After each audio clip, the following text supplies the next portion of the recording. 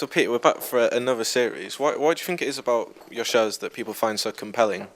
Probably because I say completely terrible jokes. My son is an absolute star. And I think it's more the fact that I don't know if this is the right thing that I'm going to say, but I think there was this old saying that you had to be arrogant and you had to be kind of ruthless to make it in this industry. And I don't think that's the case anymore, you know. I think a lot of people in the media, in some ways everyone does take it a bit too seriously. I've taken it seriously in the past, but if you can just take it with just a pinch of salt and enjoy your life and be the same on and off screen, I think then people can accept that. And I think reality is one way of showing you as a person, and maybe, hopefully, they like what they've seen. I hope.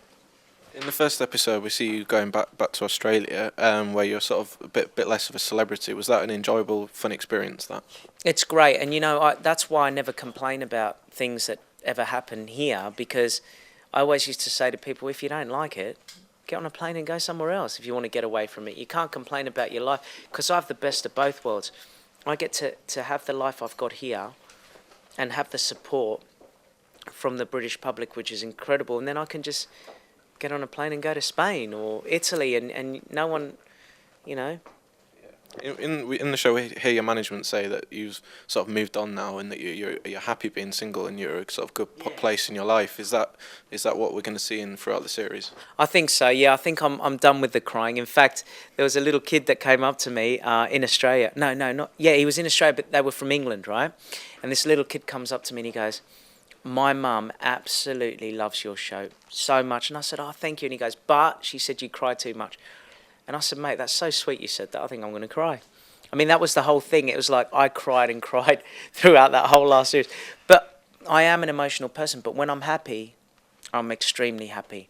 And now I feel like I've risen from the ashes. I feel like I'm back, you know. Yeah. And I don't mean that in a big-headed way, in any sort of way. I feel I'm my old self, like when I were a teenager self, you know. We see you going through some looks incredibly painful surgery on your finger to get a tattoo taken off. Why did you want to go through that pain? Only because, you know, I find it the cleanest way to do it. That's all. It's not. I'm not trying to. When I first went and did it, I just went and found a local one in Brighton, and I went to a clinic there, and they sorted it out, and then eventually I got Pap doing it, and it became sort of a thing. But I thought it was just going to be one session, it would have been gone. But I've realised it's a long process. Yeah. We see you performing at a music festival, and we hear from your sort of backing dancers. And one of them says at one point that you're someone who lacks in confidence. Do you think that's true? Because it's hard to believe.